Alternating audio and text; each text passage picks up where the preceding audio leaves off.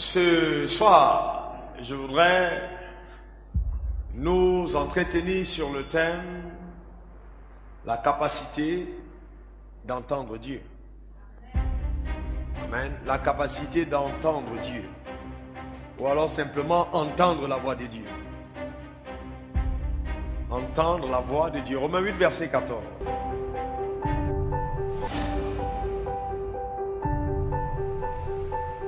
Amen. Seuls ceux qui sont conduits par l'Esprit de Dieu sont fils de Dieu. Le désir de Dieu pour chacune de nos vies, pour chacun d'entre nous, c'est que nous soyons conduits par l'Esprit de Dieu. Alors si Dieu dit que seuls ceux qui sont conduits par l'Esprit de Dieu sont fils de Dieu, ça veut dire qu'il y a une possibilité d'être conduit par une autre voix qui n'a rien à voir avec la voix de Dieu. D'accord. Le fait d'être enfant de Dieu, le fait d'être né de nouveau, ne garantit pas que notre vie dans le royaume sera conduite par le Saint-Esprit. Et au sujet du Saint-Esprit, je voudrais bien vous dire ceci. Le Saint-Esprit est un gentleman. Le Saint-Esprit ne te forcera pas à faire quoi que ce soit, mais il produira en toi la conviction de faire ce qu'il te demande de faire.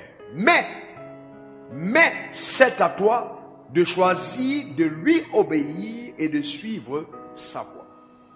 Je crois que la préoccupation première de chacun des enfants de Dieu devra être de marcher en accord avec la voix de Dieu par le Saint-Esprit. On est d'accord, n'est-ce pas? Maintenant, en dehors du Saint-Esprit, nous avons plusieurs autres voix que nous pouvons écouter. J'ai sélectionné 7 voix qui sont des voix majeures qui peuvent conduire notre vie. Premièrement, la voix de Satan, parce que le diable parle. La Bible dit que quand Jésus fut transporté sur la montagne, le diable lui dit, dans Luc 4, à partir du verset 1, n'est-ce pas? La Bible lui dit, si tu es le Fils de Dieu, transforme ces cailloux et qu'ils deviennent du pain. C'était le diable qui avait parlé ce jour à Jésus. Donc, il y a la voix de Satan. La deuxième voix, c'est la voix de notre chair. Oh, combien de personnes sont souvent conduites par leur chair et en disant, c'est Dieu qui me parle. Alors qu'en fait, Dieu n'a rien dit. Mais ce sont nos convoitises, nos désirs, notre propre passion, l'influence de notre âme sur nos décisions qui nous amène souvent à confondre la voix de Dieu à celle de notre chair. On reviendra là-dessus. Il y a la voix de nos expériences. La voix de nos expériences. Souvent, parce qu'on a fait quelque chose d'une certaine façon, on a souvent tendance à croire que quand il faut refaire la même chose, il faut emprunter la même voie. Ça, c'est la voie des expériences. La voie des expériences n'est pas forcément la voie du Saint-Esprit. Ok? Ça, c'est important.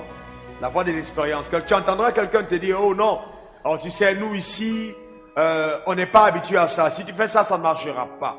Non, c'est pas parce que ça n'a pas marché hier que ça ne marchera pas aujourd'hui.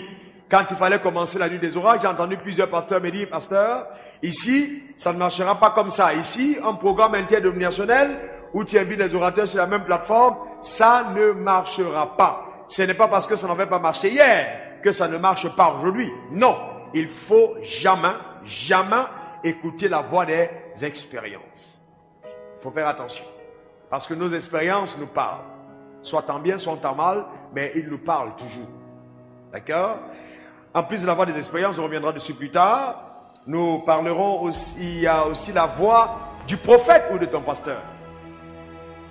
Alors, je vais vous dire quelque chose que beaucoup de personnes ne vous diront pas. Votre pasteur peut se tromper. Attention. Un prophète peut se tromper. Attention. Combien de personnes se sont mariées parce qu'ils ont entendu le pasteur dire c'est ta femme, c'est ton mari. Le pasteur peut se tromper.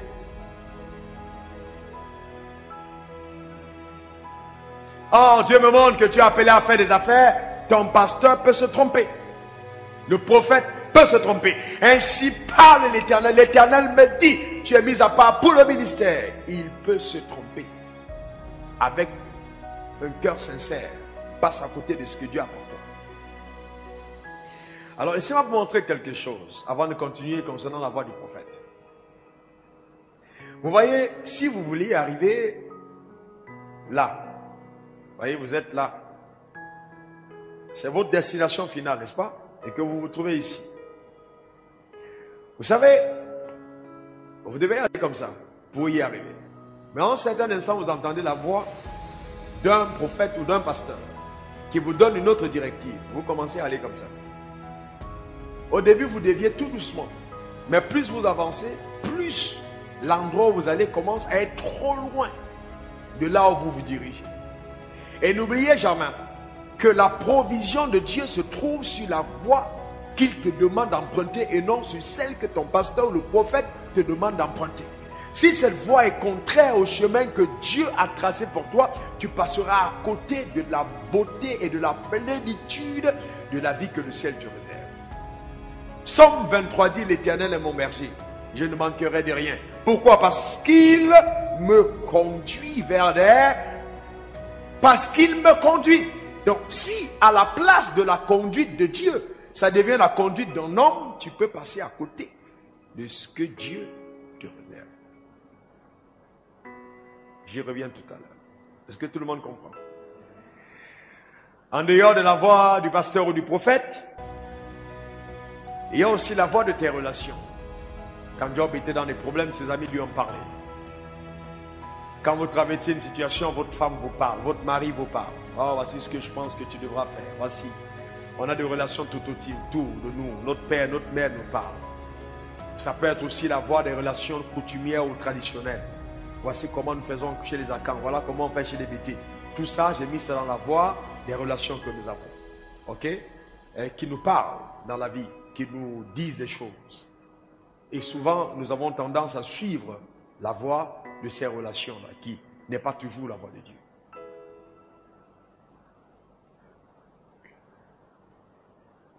J'ai vu beaucoup de personnes, beaucoup d'hommes de Dieu, même conduits par leurs femmes. Où la femme dit, oh, je pense qu'il nous faut maintenant organiser ci, oh, je pense qu'il faut faire ça. Ou le mari qui dit à la femme, je pense qu'il faut faire très attention.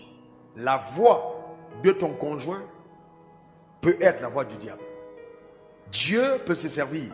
Le diable peut se servir de quelqu'un qui est juste à côté de toi pour t'amener à la déroute. D'ailleurs, qu'est-ce que Jésus a dit à Pierre? Arrière de moi, Satan. Pourquoi? Parce que les pensées que tu as ne sont pas celles de Dieu, mais celles des hommes. Même les gens qui te sont les plus fidèles peuvent te donner les conseils les plus infidèles.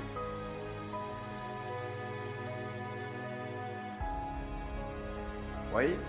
La voie des relations. La sixième voie, la voie de tes défis. La voie des défis. Où la Bible parle de la voie qui vient de montagne. La voie de tes défis. Hein, souvent les défis de la vie nous dictent des voies. Tes défis, les situations que tu traverses, te parlent et commencent à te dire des choses en ce qui te concerne. Ces voies sont mensongères. Il ne faut pas les écouter. Et la septième voie, la voix de Dieu. Ça, c'est la meilleure. La voix de Dieu. Jean 10, verset 4, Jésus dit, lorsqu'il a fait sortir toutes ses propres brebis, il marche devant elles et les brebis le suivent parce qu'elles connaissent sa voix. Lorsqu'il a fait sortir toutes ses brebis, c'est-à-dire que quand Dieu te fait sortir du monde, le but qu'il veut, c'est quand il te fait sortir du monde, c'est pas pour te laisser dans le royaume simplement, mais c'est pour te tenir devant toi afin de te montrer le chemin et que toi tu marches derrière lui. Amen. Amen. Ça c'est le but de Dieu. Il te fait sortir pour se tenir devant toi pour que toi tu marches derrière lui. On est d'accord là-dessus. Donc quand on est venu dans le royaume de Dieu, notre préoccupation devra être de se tenir derrière le Seigneur et de marcher sur le chemin qu'il a tracé pour nous. Éphésiens 2 verset 10. Vous êtes mon ouvrage, ok, que j'ai façonné à l'avance pour les bonnes œuvres que j'ai préparées à l'avance afin que vous les pratiquiez.